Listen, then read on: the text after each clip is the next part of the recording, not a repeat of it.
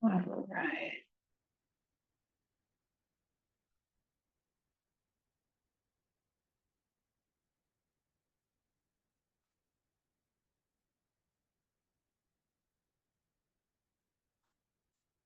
All right. Good morning, everyone. I think I'm just going to go ahead and kick us off to honor everybody's time this morning. So good morning. My name is Teal Dunbar, she, her pronouns. I work with Labor's Community Service Agency, and we are a nonprofit. We are based out of the Portland area, but we serve all of Oregon, and we help union workers navigate hardship and job loss. And so that is why we are here today, um, to provide information to those of you who have been impacted by the reductions with the school district. And so what we're going to do today is have presenters from the Oregon Employment Department talk to you about unemployment insurance, specifically how workers in educational institutions qualify for that. The rules are a little more specific around that, so we're going to go into detail for y'all. At any point, if you have a question, you can raise your hand on the Zoom feature. That is an option. You could throw something into the chat and we will queue it up for you. There will also be time at the end. The presenters will stay on the whole time. So if a question pops up after somebody's presentation is already done, you will have an opportunity to connect with them before we sign off. So, and we are recording this. We're going to send it out to NEA and OSEA leadership so that they can get the link out to anyone who wasn't able to come today.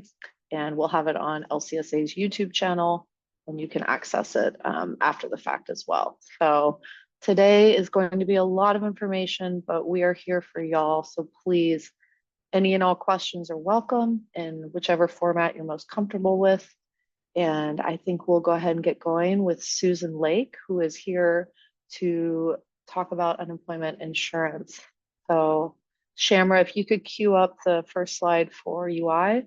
And then Susan, when you're ready for the next slide, just let Shamra know and she'll click it through for you. All right, thank you. All right, so first of all, qualifications to get unemployment insurance benefits.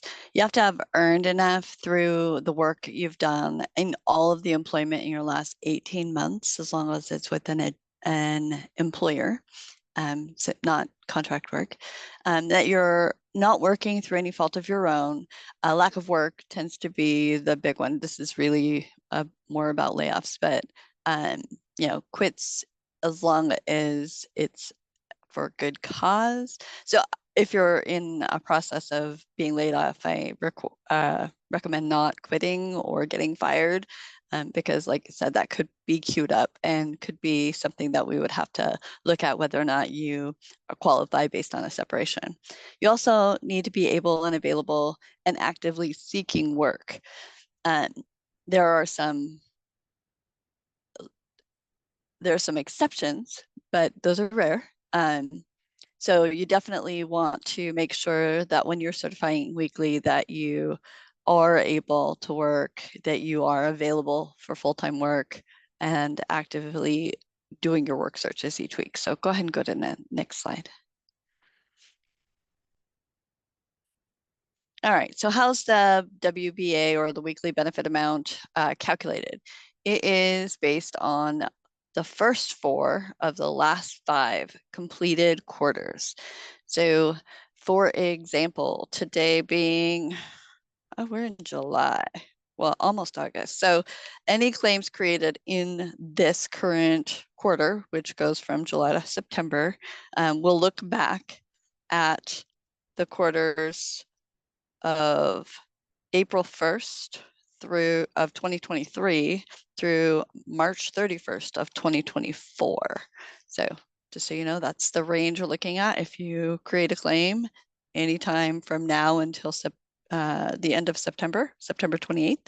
So the base period we've talked about. So you'll get a wage and potential benefit report after filing your initial claim. you'll want to look at that and see if all of the employers that you worked for that period of time are reflected. Because if they're not, you want to contact UI and let us set up what we call a wage investigation.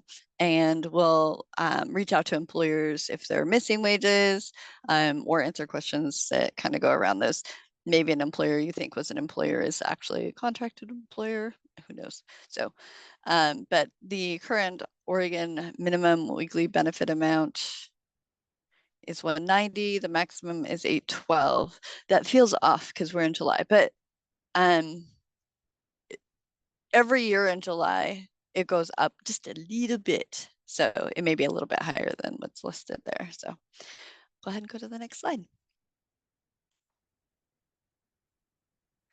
All right, so how do you file? You go to employment or unemployment.oregon.gov. There's the Francis Online. This is a new tool that was launched this year at the end of February. There's a link there on the website and some great FAQs and how-tos and links over there on the website. So go ahead and go to the next slide. So this is what it would look like when you go to log in. You have your identity verification that has to be done. You have creating your online account for the first time. Paid Leave Oregon is also done through the same Francis tool. Go ahead and go to the next slide. So francis.oregon.gov is another link to get there to sign up for a Francis Online account. You definitely want to create an initial claim by going in and creating your account and then creating the claim. Go ahead and go to the next slide. The initial claim is what starts your claim. I like to think of it like having car insurance. You have to create an insurance contract in order to have coverage. So the initial claim is creating your insurance claim. So you have some basis to claim against. And then weekly after that, it's a weekly claim. You're certifying weekly that you've been able to work, you've been available for work, and you're actively seeking work during the week that you're claiming for. So we start with the initial claim and you give us all your work history in the last 2 years. And then after that week is over, you'll go in and claim the week. So yeah, you'll need to attest that you've been able, available, and actively seeking work. This is a place where you're going to enter the details of your work searches. A minimum is 2 direct contacts and 3 work search activities. So there's lots of examples of things that you could use as work search activities, including going into the work source office and meeting with them, updating your resume, interview practice. If you haven't interviewed in a while, that's always good. So go ahead and go to the next slide. Hey, Susan, real quick, Yeah. can you speak to, since it's a new system, kind of there's multi-steps for creating the Francis account before you can do the claim. Is that correct? Do you still have to get a code mailed to you? So the identity verification process can be done multiple ways, but that is a step in the process. Sometimes it requires that letter and the letter number on the letter to go through the ID verification process. But sometimes folks who have had claims in the past may just be able to enter the answers to questions that are on there. So it really depends. As an adjudicator, my role we don't usually go over creating the claim and going through ID verification, but we'll go over what's required for identity verification. And just know that you'll have to at some point in time do an in-person identity verification, and you'll just bring your documents with you and we can get those added to the claim to just help that process in the future. All right, so again, log into Francis Online, or you could call the 877-345-3484 phone number. Just so you know, there are multiple avenues to reach us and to create that claim. So go ahead and go to the next slide. So in your Francis Action Center, or you can, well, in your I want to section, you can send messages. We can get those just like getting a phone call. We can get those messages through the action or the message center. I say action center because that's where a lot of the interactive stuff that I do is at, but you would want to check your claim periodically, make sure you don't have any messages in there or actions to do. So go ahead and go to the next slide.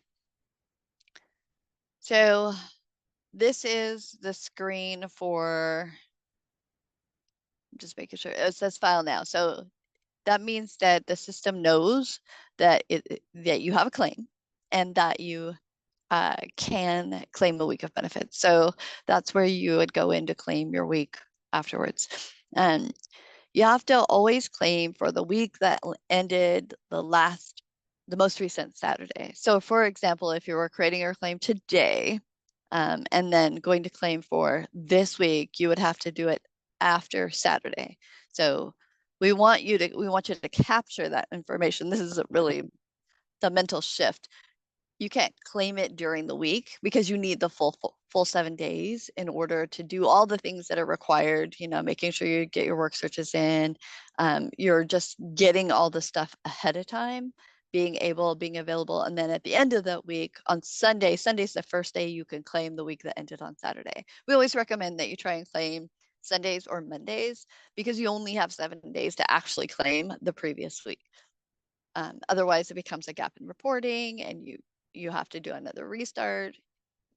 Yeah, it gets complicated. So try and do it as early in the week as possible. This is where you provide your work search activities, including like I said, 5 work search activities. 2 of them need to be direct contact with employers who might hire you. The other 3 can be as simple as searching a website for work. All right, go ahead and go to the next slide. We do have the direct deposit option available in the Francis Online. There's no fees associated with that. You can submit your bank account information in order to set up that direct deposit. If you do not select the direct deposit or set up a direct deposit, while you may get an initial check if you are eligible for benefits, you will get sent a Rely card.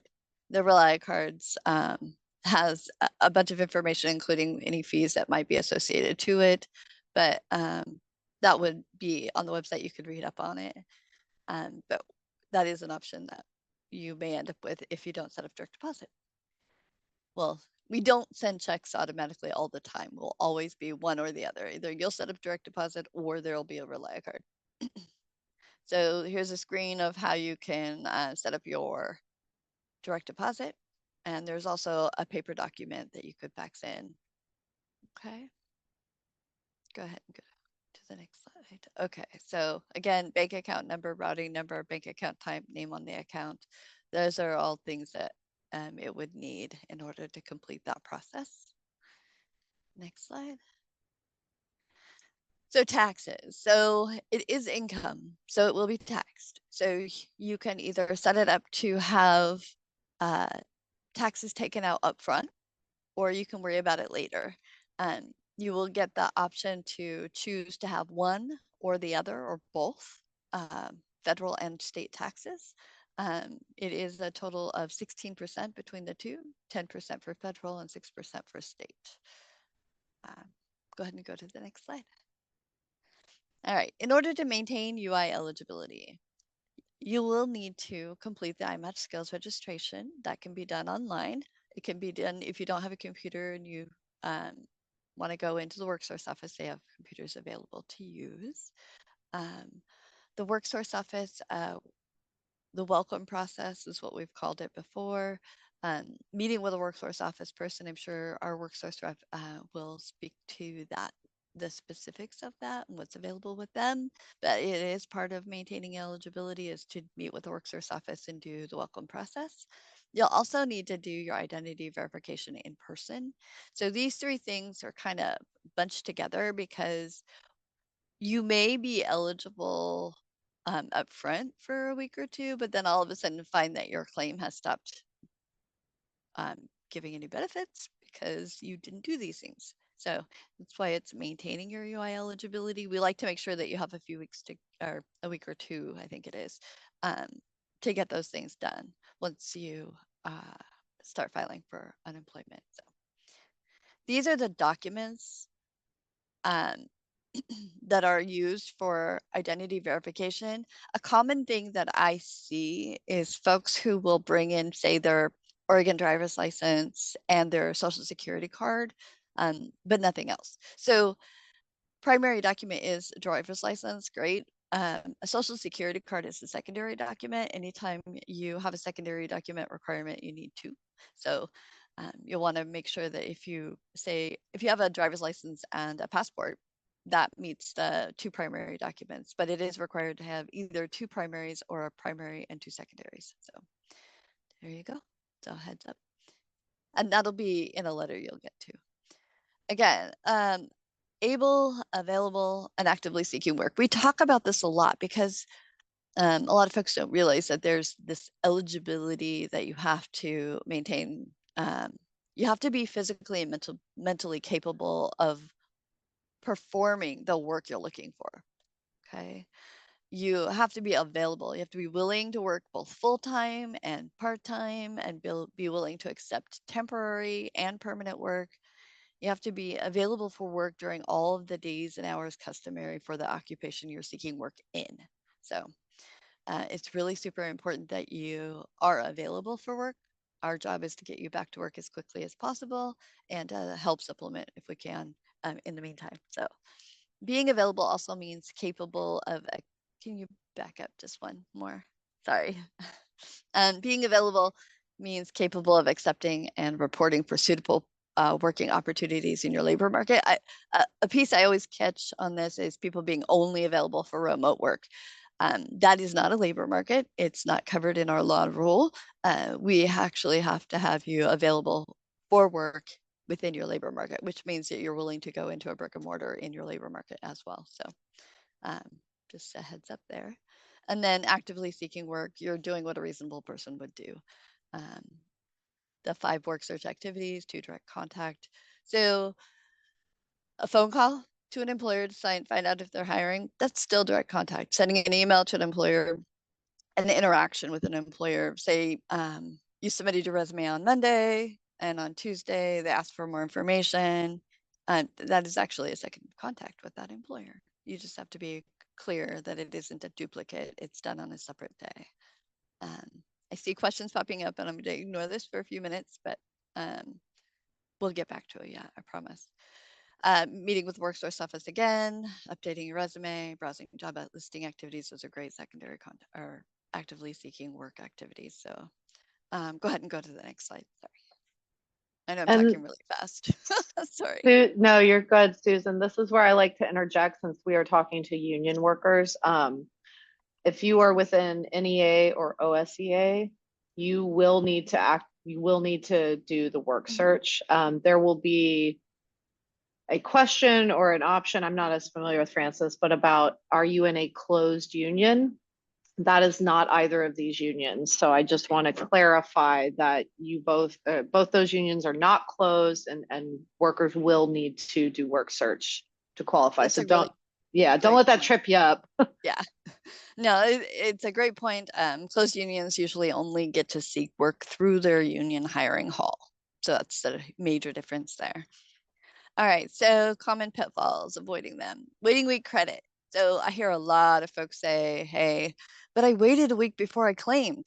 It doesn't count. You have to actually serve a waiting week, which means you have to claim the week and get credit for being able, available, and actively seeking work in order for it to be served as a waiting week. So that is a requirement. Don't wait to file your claim.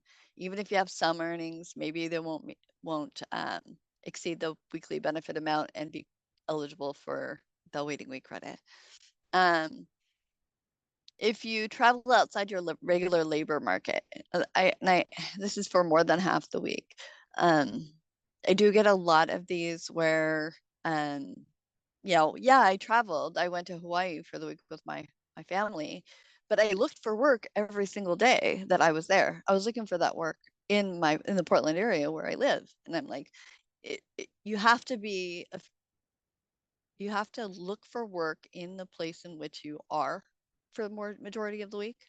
And you have to be willing to relocate to that. Although I'd love to live in Hawaii, I don't know that I can relocate there. My family is up here, so there may be things that you will find that if you're not in your labor market, or um, it exceeds half the week, then you may find that you may not be eligible for a week of benefits. It's something that will get queued up. We'll look at all the details. We'll see. We'll ask the questions. So just know that if you do travel outside of your labor market, you may be, you know, reviewed for whether or not you are actually available for work in that labor market. Okay. Next. Sorry. Go ahead. All right. So availability.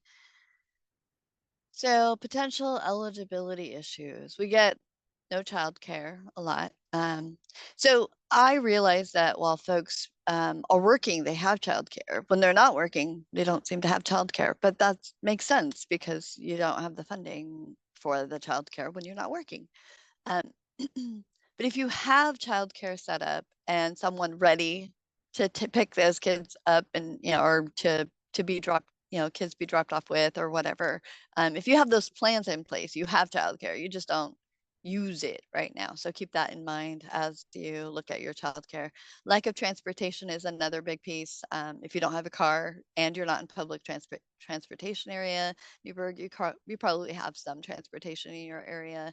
Just make sure that you are looking at all the transportation options. If you're sick for more than half the week or hospitalized, those may be reviewed as well. If you're attending school, we'll ask questions about that, whether or not that's a school attendance is creating an availability issue for you to get back to work. Or if you started your own business and you're not available because you're doing your own thing. Or if you can only work specific shifts, days, or hours. All of these things are things that, as adjudicators, we review for details to see whether or not they're impacting your availability for work. Okay, next. Okay, so some key components. Unemployment, really the maximum benefit amount, if you used 100% of your benefit every single week for as long as you can, it would never exceed 26 weeks. If you used maybe you picked up some part-time temporary work and it wasn't quite what you would have received with your claim on a weekly basis, the weekly benefit amount number. If it was less than that, then you could still claim the week and get partial benefits and then extend the life of your claim by having those weeks available later, or those dollars, because it's a benefit amount, it's not a time. You get a maximum of I mean, the claim exists for a year, and once that year is passed, it's expired. But you can exhaust your claim before that year is over, is what we're saying. So if you work part-time or temporary, yeah, you can still file. The number is your weekly benefit amount. If you exceed your weekly benefit amount during that week while you earned wages, then you wouldn't be considered unemployed during that week. So the eligibility is not there. And there is no need to close your claim. Your claim, it goes to sleep when you stop using it, which is why we ask that you restart your claim if you skip a week, or if you earn more than your benefit amount, you'll get your claim won't be ready for you to claim against it. It will need to be woken up. We'll ask questions like, did you work? Why'd you stop claiming? Those kinds of things. If you don't make a weekly claim for your benefits one week and then file, yeah. Okay, so restart your claim. You're waking it up, just like I was talking about. Sorry. But yeah, that's important information to know. Looking to restart your claim, because you'll see that it won't say that it's ready for you to file a week. Look for that restart option and do that, and then it'll let you. So go ahead. All right, so this, I'm gonna look at my screen because it's bigger. This is the school employee information screen. So I do school employee recess on a a basis of holidays or breaks. So I'm very familiar with this. So federal law does prohibit the use of some wages in the base year to establish your benefit amount, essentially. If someone performs services in a certain capacity um, for educational employers. So um, if you've been an instructor and you instruct students, and I say instructor, it actually has to do with your duties that you perform. If you're an educational assistant, if you're a teacher, and if you're a paraprofessional, if you are performing instruction of students or yes, it's students. I was going to say kids, but students, then if you're doing that more than 50% of the time, then we would need to review the claim to see whether or not you have reasonable assurance to return to work for that same employer at the end of a break. And this is only for break periods. So a school employee is someone who works for a public or private school. The school itself has to be considered an educational institution by the state, and it cannot be for profit. If you're doing, say, sub work for EduStaff or Century, there's lots of staffing agencies out there that handle um, school employees. Um, if they're a for-profit agency, then it doesn't count. We don't look at that way, those wages. But if you're working for an educational institution that is considered educational for the state, then we'll look at your duties to see whether or not we have to review it further. If you are, say, instructing, and I used instruction for your school because it is lower ed or it's a public school, so it's not like OHSU or another higher ed that does research, or principal administrative might come up as well for Newberg, but if you're performing the duties of instruction. So think about what that means. That does not mean that you have interactions with students. It means that you're instructing students. Every opportunity with a child can be considered educational, right? It's just our nature to assume that we're instructing. But if your primary duties and responsibility in your role does not have you instructing more than 50% of the time, then you would say no to the question of instruction. If you do, though, provide that instruction to students more than 50% of your time while working for that employer, now these questionnaires are going to pop up every break, spring break, winter break, summer break. And you'll want to make sure that you're looking at the work that you did for that school. Of the time working for that school, what percentage of that time are you spending instructing? I want to really hit that because we're wrapping up summer, and it's been really interesting to see how the perception is out there of folks who said, I'm an educational assistant. Yes, I instruct more than 50% of the time, but I was told that doesn't matter. I'm eligible. And it's like, if you're instructing more than 50% of the time, we're going to look.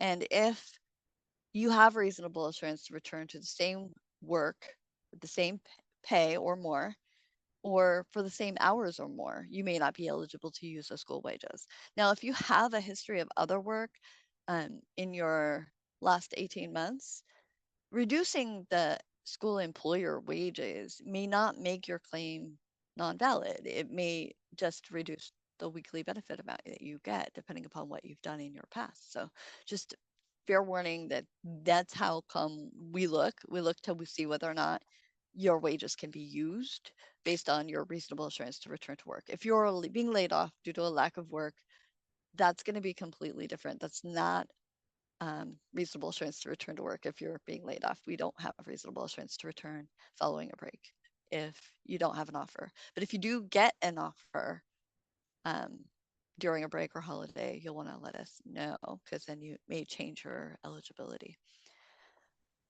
All right, so Susan, is yeah. this accurate that because these workers, when they file, are going to put in educational information, do they get a separate questionnaire or some kind of additional step that they have to take in their It depends on claim? the time. Okay. So we're in summer for many schools right now. It's before August. I don't know when the school goes back in session, but anytime between now and the time school goes back in session, the school employee questionnaire will populate, and the questions will first three questions are: did you perform instruction more than 50%? Did you do research more than 50%? Or were you in principal administration more than 50%? If you say no to all those questions, it won't ask you anymore. But it goes into further questions if you say yes to instruction, because we'll want to know more details about whether or not you have reasonable assurance to return to work. If you are an instructor and you're being laid off, just answer all the questions, and then it'll ask you about reasonable assurance a little bit later, like, do you have an offer? Do you have a contract? If you do have an offer or contract, who gave you that offer? Just all sorts of questions to kind of go through and make sure that we understand what's going on. If we end up with more questions, we'll give you a call or send a web notice through the Francis system. But yes, it happens even once you stop working for the educational institution. If you're claiming through, say, from September, October, November, and then at the end of December you're still claiming, it's going to stop your claim right around that holiday break to say, hey, did you instruct? We'll go through the claims as quickly as we can to determine whether or not you actually worked prior to the break, but that is something that will pop up potentially for you come, winter break time or spring break time or next summer time. So just so you know. And I just want to make sure I cover everything on this slide. I think this is the biggest piece for you guys. Well, besides, I think the claim itself is huge, but this is something you're going to run into no matter when you create a claim. So break periods are when the the students are out, not specifically when the teachers are out, but when the students are out. Yeah. Let's go ahead and go to the next slide, because I know there's going to potentially, I want to answer all these questions. So yes, there is a school workers FAQ page under Am I eligible? Or under home. We also have a Am I eligible?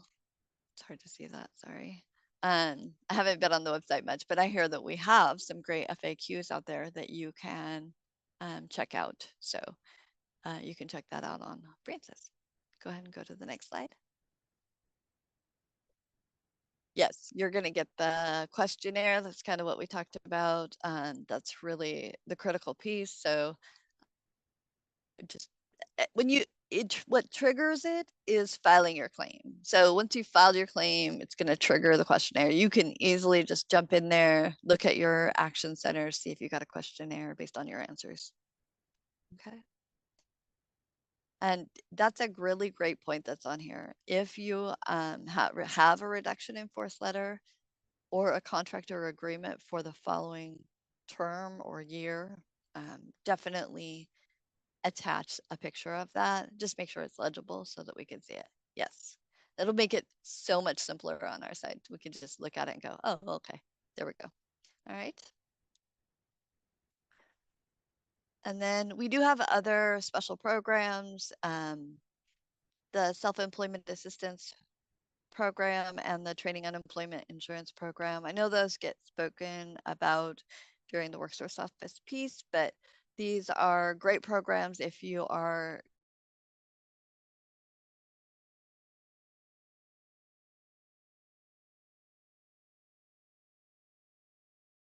after you've created the claim and after we've reviewed it.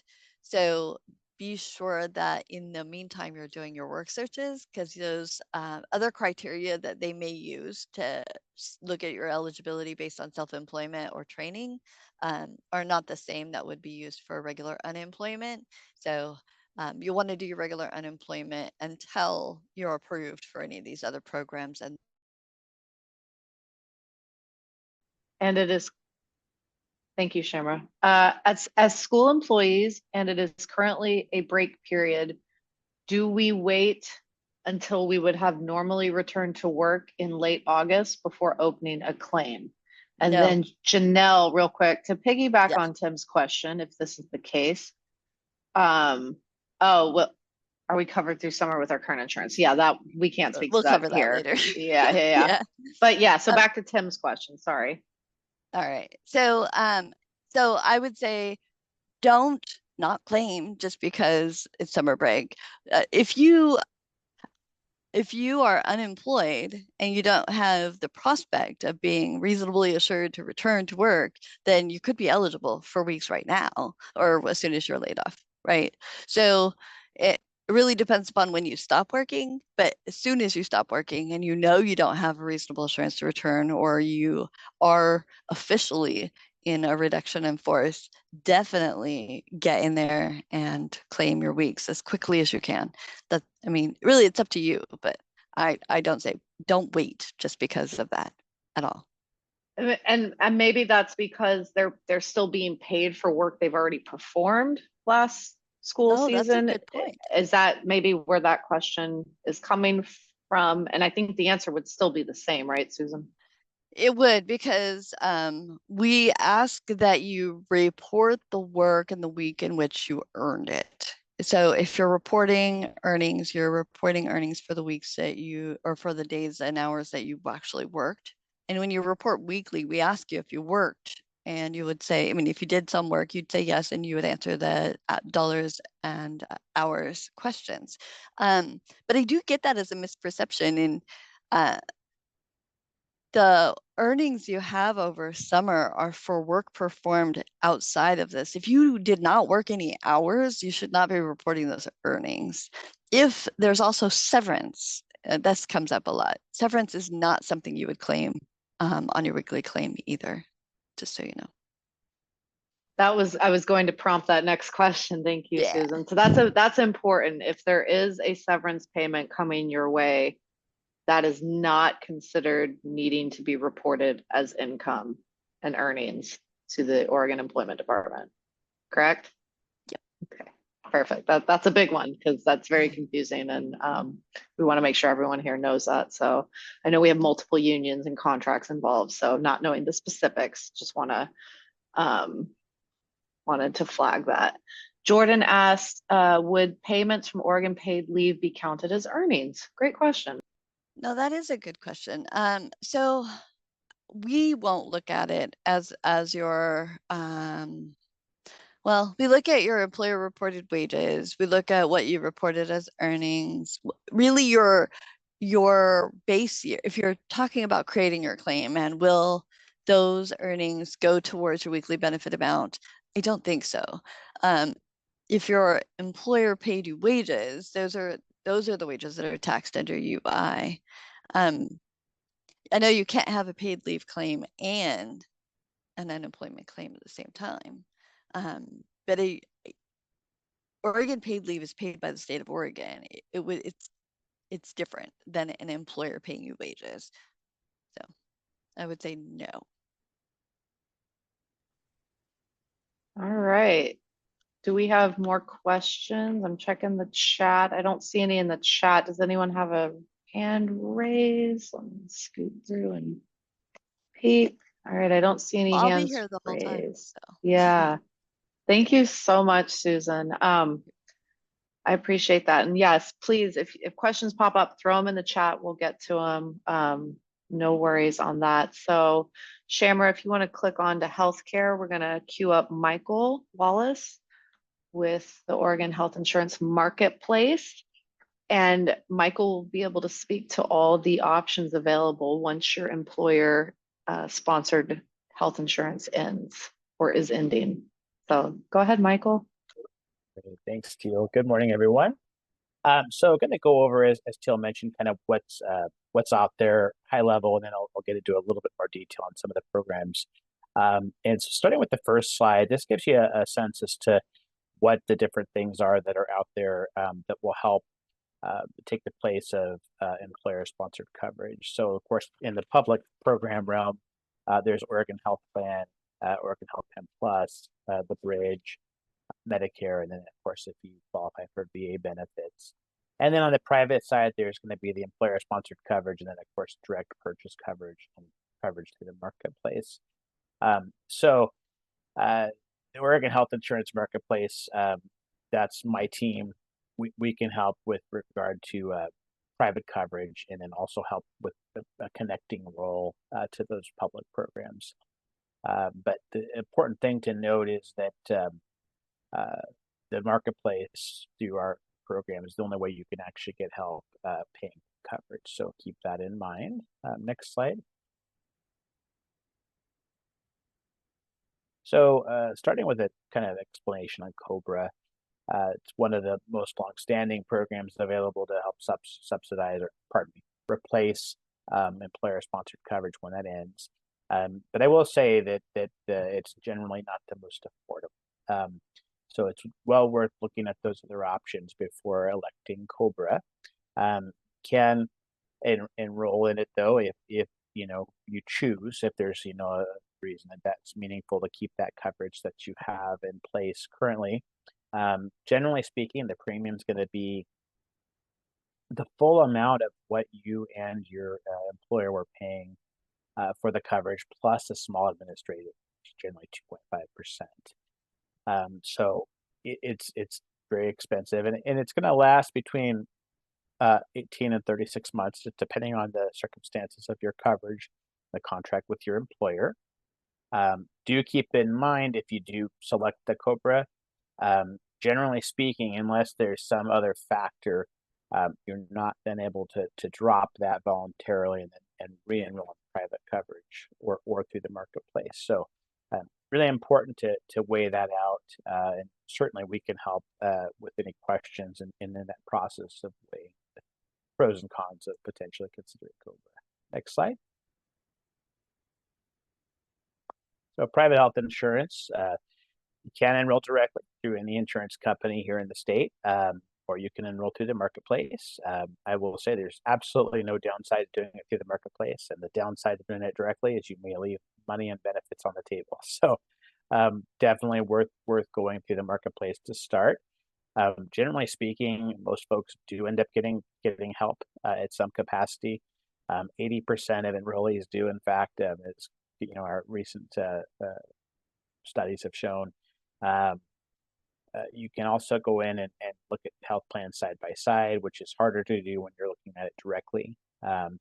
When you apply for health insurance, you do have to do it, generally speaking, during our open enrollment period, which is November 1st through January 15th, annually. Of course, with this situation, it's a bit different. They call it a special enrollment period, since it's outside of that normal open enrollment window. And you have 60 days before you are going to lose coverage, and 60 days after you lose coverage to go in and get new coverage. So important window to keep in mind, because once you do pass that, then you have to wait until November 1st, and then it's for coverage for the next plan year. Next slide. So the types of financial help that you can get through the marketplace, there's two really key, and that's premium tax credits. Those are going to help reduce that monthly premium, so that cost is more affordable, hopefully. And you can use that on any marketplace health plan. And then, of course, cost sharing reductions. It's going to be aimed at taking down those out-of-pocket costs. There is a stipulation. You have to be in a silver level plan to take advantage of those and be eligible for them. But if you qualify, it's well worth it, because it can take things like your deductibles and maximum amount of pockets, and even co-pays and co-insurances down substantially. So well worth looking at if you're in that income range that might make you eligible. Of course, there is a difference for folks that are American Indian or Alaskan Natives, in that you can enroll in any plan and still take advantage of those reductions. So a little bit of a benefit there. Next slide. So Oregon Health Plan and Oregon Health Plan Plus. So that's the Medicaid program in Oregon. It's state-based medical coverage, absolutely free covered services. So that's terrific. It's fairly comprehensive as well. They're going to look at some different components to determine if you're eligible for it. They're going to look at your family income, so that household income, household size, and really not talking so much physical, but more of from a tax perspective, when you file your taxes, how many individuals are in your tax household. Then, of course, they're going to look at age, and that just to determine if you might be eligible for benefits at a higher level. So in some situations, as an example, children may qualify for a health plan even when their parents do not. So it's well worth looking at.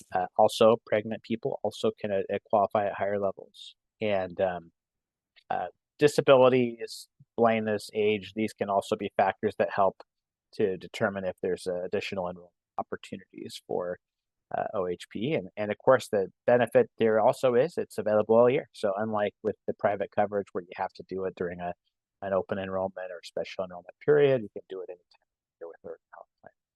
Next slide. So the OHP Bridge is a relatively new program. It's basically extended the income limits that allow you to have a little bit higher income than what you were able to have before with regular OHP, OHP Plus.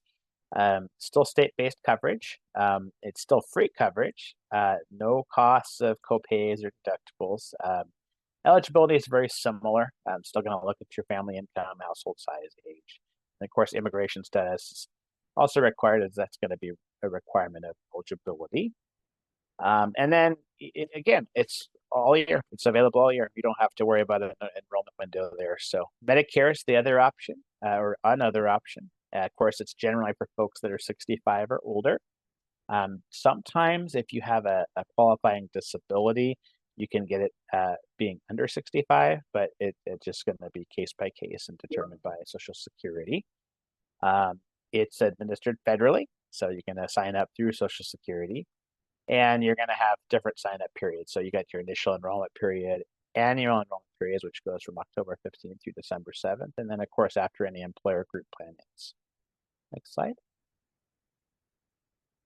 So some programs to save on Medicare costs. There's the Medicare Savings Program.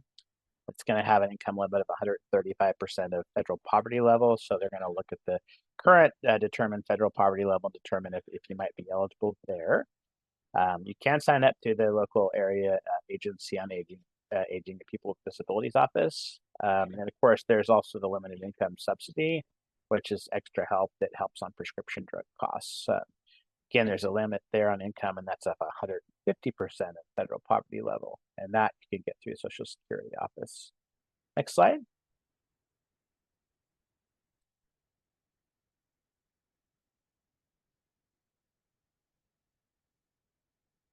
So kind of wrapping up some things to keep in mind.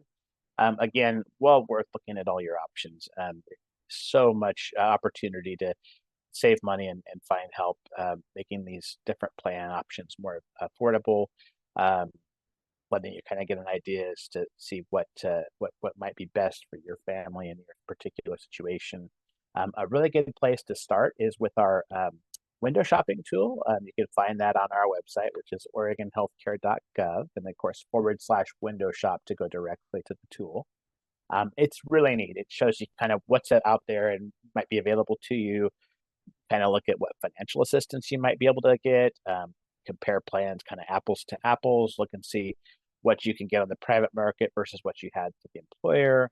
It also lets you look at your premiums and your out-of-pocket costs. So get an opportunity to compare that against like the COBRA option like we talked about. Of course, OHP and OHP Bridge, any time of the year, they're available. So no pressure there. And then keep in mind, there is a 60-day window both for picking private coverage and for COBRA election. So important windows, timeframes to keep in mind. We do have a great tool if you'd like to look at finding some help to make these decisions. OregonHealthcare.gov /get help. That's our Find Local Help tool, and it's going to list just a whole bunch of licensed health insurance agents that partner with us, as well as community partners throughout the state that can help you both in person or over the phone or online, and help make some of these important decisions. And again, they're definitely the experts, so we definitely recommend putting them to work. However, we're also available to help, so keep us in mind. You know, we're a small team, but every one of us is always available. So I will put my our contact information into the chat at the conclusion of my presentation here. But we're here to help. No questions too small. So please, if you have a question today, feel free to throw that my way. Otherwise, I'll be on the call the rest of the meeting today, and we're always available. Thanks so much. Thank you, Michael. And just the important takeaway as well is that these resources to get help with them should be cost-free. So connecting with the Oregon Health Insurance Marketplace or one of their local partners that's listed on their website, nobody should charge you to get help figuring out what your healthcare next steps look like. So we like to flag that. Right, Michael? Absolutely. Thank you, Teal. And if they do, I'd like to know about that. Yeah, we just like to flag that because all these services should be cost-free to help with figuring out what your next healthcare coverage looks like. So thank you so much, Michael. And again, throw anything into the chat you want. You can also direct message Michael if you don't want to put it into the whole chat. That's an option. You can just go and select Michael's name and send Michael a direct message for the remainder of this Zoom. So I'm gonna now introduce Maureen. Maureen is from your local WorkSource office in that region. And so Maureen will talk today about all the programs and things you can take advantage of, as well as job placement support services that WorkSource can offer. So go ahead, Maureen. Thank you so much. Hi, good morning, everyone. Hopefully you can hear me okay. So I'm with WorkSource Oregon, and I cover the Mid-Valley, and I focus on employer services, but I do promote the WorkSource services in general. So I will be talking today about what we do as an agency. If you can go to the next slide. I'll be focusing today on career services, on employment services for our job seekers. And so in a nutshell, WorkSource, some of the things that we would help you with is either return to your previous type of work if that's what you'd like to do. If you're looking for new career opportunities, we are here to help with that as well and help you identify what new careers could be and how to get there, the steps and the support that we can provide. And then along the way, with whichever situation that you're in, we want you to think of us as job coaches. So we want to teach you the successful job search techniques and make you feel comfortable on how to approach that. Next slide. So our WorkSource centers, we are all across Oregon. I put the website there, the WorkSource Oregon website, so you can see which one is closest to you. I'm going to assume, since this is Newberg, McMinnville would be the closest WorkSource office, and I have a slide at the very end of the presentation with our address. But if you are wanting to visit another WorkSource center, please feel free to do that as well. And our services, so either you can do drop-in in person at our center. We are open at 8:30 a.m. And we close at 5, but I'll put a little note on that and say I recommend to be there by no later than 4 p.m. to ensure, since it's first come, first serve service, that you have time to be seen by our staff. Because if you show up at 4:45, it may be really difficult for us to serve you that same day. But you're always welcome. If that's the only time of window, we'll let you know what we can do in that time frame. But typically your conversation, I would say, is around 30 minutes that you can expect to sit down with staff to identify, what you need to do, but next steps as well. And if in person doesn't work for you, we do have a virtual option, and you can schedule a virtual appointment by visiting our website. There may be less availability because it is not a drop-in service for virtual appointments. You do have to set that up. And so if you have a deadline, especially for your unemployment insurance, I recommend to schedule your virtual appointment sooner than later. Make sure it's within the time frame for your deadline. And if you don't see a virtual appointment available, excuse me, then the drop-in at our center in person would probably be your best option. If you miss your deadline for unemployment, please still come visit us because that still needs to be completed. So the sooner you can do it, the better. Some other things that we offer besides our one-on-one appointments, and I'll go into more details about those and what that means. But also just know we have free computers and office equipment like fax machines, copy machines that you can use for your job search. And we also have phones that take you directly to unemployment insurance. But please know it's not a cut out the line type situation. It's just maybe someone doesn't have access to a cell phone and needs to talk to unemployment. We have phones that are the lines only go to unemployment, and you just get in that unemployment phone call line just like you would from your personal phone. And these phones don't call outside of the unemployment, I believe. So if you need access to phones for job search services, maybe connect with our center to see what other connections we can help you make there to access that service. Next. So this is the areas I'll be going into more details about today. So our exploratory services, our career services, and what the difference is between those two, the training opportunities that we have, and then also give you information about the business services team, as WorkSource serves both job seekers and employers. Next. So our exploratory services, so this is when you first come into our WorkSource office, whether you're a very first time customer or maybe you have access services a long time ago and you're just re-accessing WorkSource services. When you walk in, you'll check in with the front counter at your local WorkSource, and typically the first thing we'll have you do is check if we have an iMatch Skills registration for you and direct you either to update your login information, and sometimes some people have previous iMatch Skills registrations, and if you don't remember your login information, we can help you with that. We can reset your password and provide your login information. If this is a first time, then we'll direct you to create your iMatch Skills profile. It's very important, especially if you have a claim, that you provide your social security number on your iMatch Skills registration, because it does link it to your claim. And also when you do open an unemployment claim, that trickles into our system as well. So usually if the claim has been processed, I believe that's when we can see some information that you are due for a conversation with our office.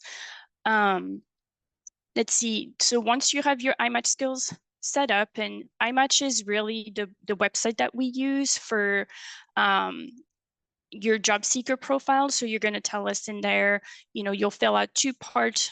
The first part is going to ask you some questions, and they can feel a little personal, so I'll put them out there, but it's typically to determine your eligibility for certain programs and referrals that we can make to our partners to make sure you receive the best service that fits your need. So you'll go through a first series of questions when you register, and then the second step of your iMatch registration is your job search profile. So that's where you're going to tell us, like, do you have a driver's license? What type of jobs and occupations are you interested in? And input your work history, the type of wage that you are looking for, that type of information. And the more complete you can have your profile, the better we can help you match you to jobs appropriately. And then so the iMatch registration, you can do that from home if you want. We encourage you to look into that from home so you can be prepared. If you want to do it at the office when you come in, that's fine. There's computers available for you to do that.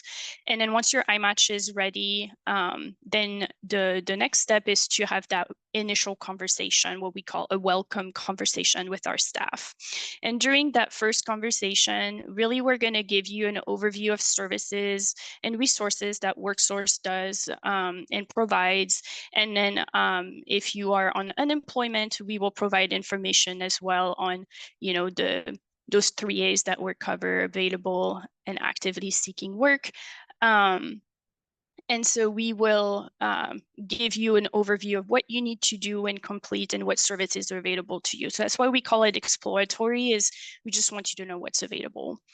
There is some services that we can provide during that first conversation. If you bring your resume and you just want us to do a quick review of that and give you some tips, we'll do resume assistance. If you have some questions on interviewing, we're happy to go over that with you as well. And in general, that first conversation is really geared towards job search and the tools that are available to you for job search.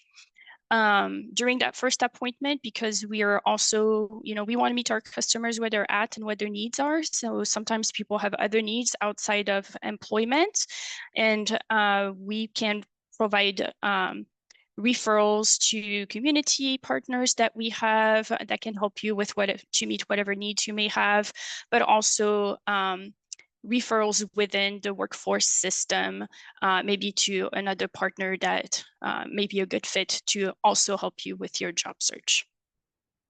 Next.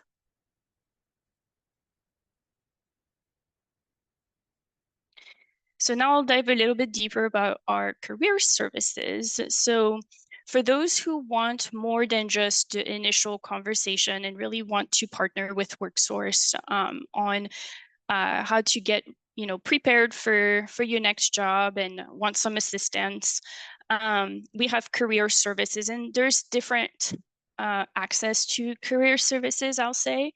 But the biggest focus of career services is really going to help us, let us help you with your job search. And so for that, let's say someone comes in and we identify that for a next step for them, for example, would be to take the National Career Readiness Certificate. I'll just put out there, like, that is a nationally recognized certificate, and it can be really valuable, maybe for those interested in apprenticeship programs. If that you tell us, hey, I'm really looking for career change and I want to go into apprenticeship, like, we may recommend, hey, this would be a really good step then to take next. And so that's where career services come into place, is we will customize essentially a next step with you based on that conversation, that one-on-one conversation, to see, what are the steps that we would recommend that you take in order to work towards those goals. Sometimes people don't know what they want to be, as a next career and what they want to do. And so we have assessments that we can provide. One here is the Career Information System, CIS, and it's a series of questions that can help you determine, what type of occupations you might be interested in based on your interests, or just the type of person that you are, like whether you like to interact with the public, for example, or you prefer to be someone who doesn't do so much interactions, those type of services. Next. So again, career services, some additional information on that. We're essentially like doing career coaching and planning with you. We have the STEP program as well, which falls along the lines of career services, and that is for those who receive food stamps, SNAP benefits, or eligible for a STEP program. And it's a voluntary program. Again, if you're looking for more of that one-on-one coaching assistance, the STEP program is wonderful for that. You get some accountability, and there's some potential support services that come along with that to help you with your career goals. And then we have the Work Ready program that's available for everyone. And this is a program where we help you validate your skills. And essentially, that's like a tool that we provide to our job seekers. Tools that we provide to job seekers to be successful with their job search. So there's several criteria, like, do you have a clear career objective? Do you have a clear resume? Do you have any needs that you need to meet before you're ready to go to work, and so on? And so it's essentially a checklist, and we'll help you through each item, identify if anything needs to be done to meet that check mark.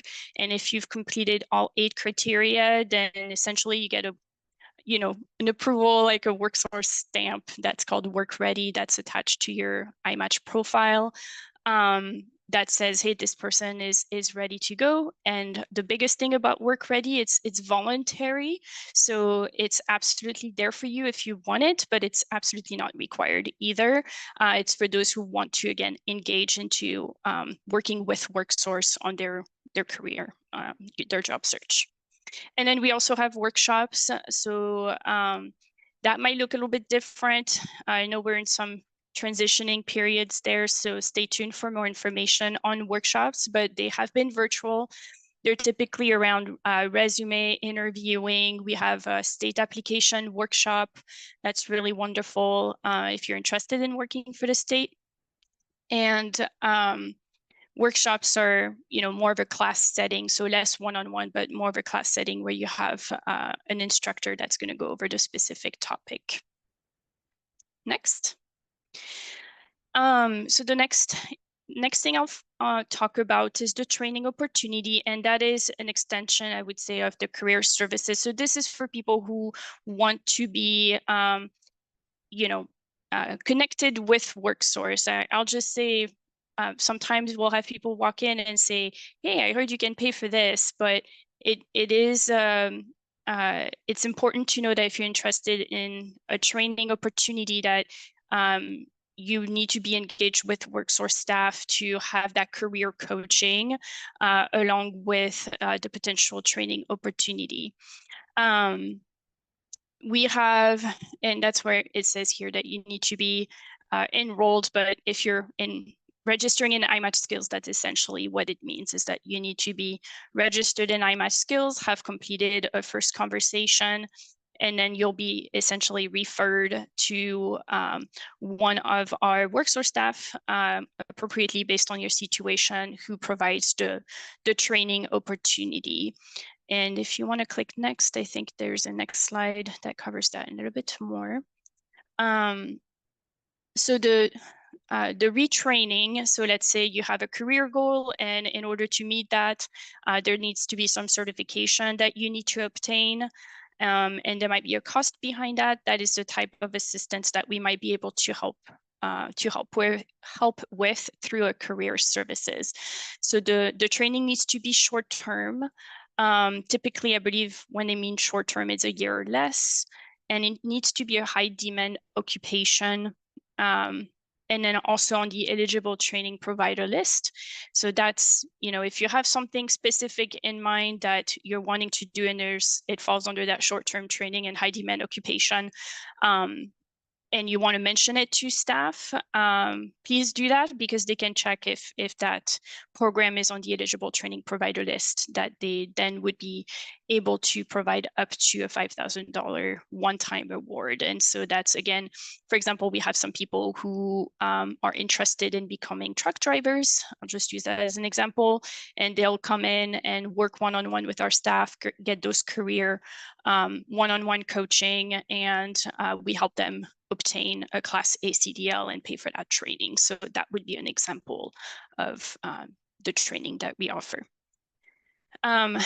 And again, it's a wraparound service. So it's not just, hey, we'll help you pay for that. We're also gonna hold you accountable to the next steps that are necessary. Make sure that you're feeling successful all around for your job search. And provide, those career counseling and job search components. So once you are getting close to obtaining, for example, your certification, then potential employment opportunities are identified on how we can connect you then with a job. Next.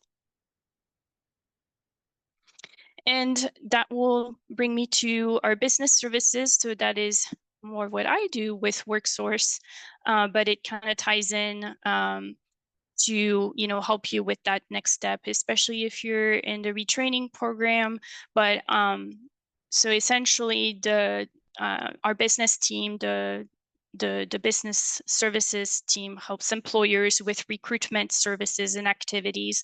And just like you as a job seeker would have a job seeker profile in iMatch, employers register in iMatch under an employer profile to post their jobs. And so that's why I was mentioning earlier, the more detailed you can be on your iMatch profile, the more set up you are for success to be matched to jobs. I'm going to say majority of employers who post jobs in iMatch use what we call a self-referral job listing, which is just like any ad or job board like Indeed, where they say, this is what we're looking for. If you're interested, go ahead and apply, and you would apply directly with that employer. But we also offer through WorkSource for employers what we call staff-assisted recruitment. And so sometimes on the website, you may do some job search and come across a job listing that says, hey, you need to contact WorkSource for this job. And that's because we are helping them with recruitment activities where we're screening the candidates for the position and providing direct referrals to the employers. So we send them a selected candidate pool. And our goal there is to ensure that it's a good fit for the employer, what they're looking for based on conversations we have with them, site visits that we do, but we also want it to be a good fit for you. So you may get a notification, for example, through your iMatch profile that says, hey, you've been recommended for this job, or you've been matched to a job. And so if you look at that job announcement and it sounds like a great fit, there's going to be follow-up instructions to connect with your local WorkSource office and business team, and it's usually by submitting a resume to a specific email address. And we'll review that and contact you for next steps if you're selected for usually a phone interview is what the next step looks like. So just so you know, there are several steps that we take on the behalf of the employer. And then if it's a good fit on all ends, on all sides, then we'll connect you directly with that employer. But I want to clarify, it's not like a staffing agency. It's, you know, it's more that connection piece where we're just trying to help the employer determine candidates. And then we do the warm handoff to the employer at that point. You may also see that WorkSource puts different job fairs and events and coordinate often what we call meet the employer events. So I'll go briefly over what the difference is. So job fairs is going to be, you know, multiple employers. So, you know, you walk in, you have a range of employers attending. And then we have our Meet the Employer events, which are featuring one employer and their job announcements. So you may be also getting emails once in a while that if you select that you want to be contacted via email by WorkSource, that just state, hey, on this day and date, on this day and time at this WorkSource office, and if you're in the McMinnville area, then you would be receiving those notifications for that area. There's going to be an event and you're welcome to attend. So we just encourage you to connect, but if you see an event and you're like, not really the type of work I'm seeking, that's okay too. Those are just notifications, and notifications are taken in the aspect that we're just trying to cast a broad net and notify people, but ultimately we know that it's not going to be a great fit for everyone. So if you see an event and it's definitely not in the line of work you're looking for, don't worry about, responding to that event. We just want you to know that it's happening. And then employer connections, I put Work Ready in there as an example. So that's the program I was mentioning, where there's 8 criteria you would go through. And then, at the end, you get that little Work Ready confirmation. So the business team looks at that list of job seekers in that Work Ready pool. And we, try to make connections with employers on the behalf of the job seeker. But again, this is for people who want to be engaged. It's not required, but think of us as an extension of your toolbox of job search, where we may connect with you and say, hey, I think based on what you're looking for, I may have an employer connection that you might be interested in. And so sometimes you may hear from the business team if you're in the Work Ready pool, because we might think of an opportunity that you could be interested in and just have a conversation with you to see if you wanted to pursue it. Next. And then just finally, that's the contact information for the worksource in McMinnville. Again, we are statewide, so if you go on our website under the contact us, you'll be able to see the lists of all the worksource offices. And then there's also a little QR code there if you wanted to follow us on LinkedIn. WorkSource has a very active LinkedIn page that just talks about things that we do.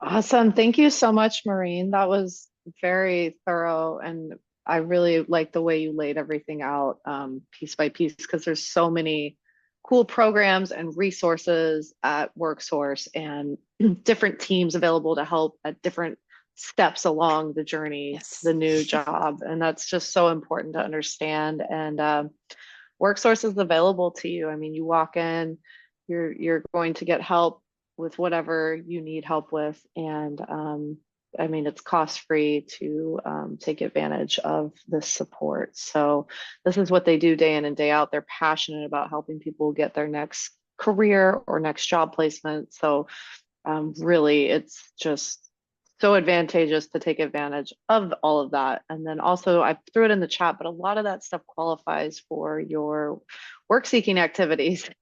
So checking the box for your unemployment claim weekly while you, you know, get yourself set up for your next, whether it's career or next similar job. So thank you so much, Maureen. That was awesome. Michael, Susan, thank you so much. We don't have anything else in the chat, and I didn't see any hands up. So I think we're going to sign off for today.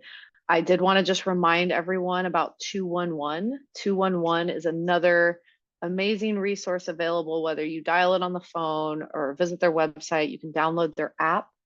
But when you contact 211, they're going to be able to connect you with local resources, whether you know you need food support, or maybe you have some tax professional questions, but you're looking for low cost or free help, childcare support, all sorts of stuff. 211 is just a great resource available that you don't need to qualify for. You can reach out at any point in life. So we definitely like to remind people or let people know about 211. And then our organization, Labor's Community Service Agency, again, we help union workers navigating job loss and hardship. So if something happens, please reach out to your union reps. They connect with us and we can help. I'm going to throw my information in the chat. Some of the work I do helps. We help when your unemployment claim, maybe something happens and you don't understand what the next steps are. We can come in and do some one-on-one help in that capacity. So I just put my email on the chat for y'all, but my name is Teal, and that is my email, impacted@lcsanorthwest.org. So if something does come up with your UI claim, or you fall into some hard times or something, please reach out, because our organization, that's all we do is support union workers in the state of Oregon and Southwest Washington. So a lot of it's through union referral. Some of it we can do directly with you, but it does not hurt to reach out, and we can get you pointed in the right direction. So I just want to thank everybody today for their time. Thank you, presenters. You all are awesome. I really appreciate working with you, Maureen. It was really nice to meet you.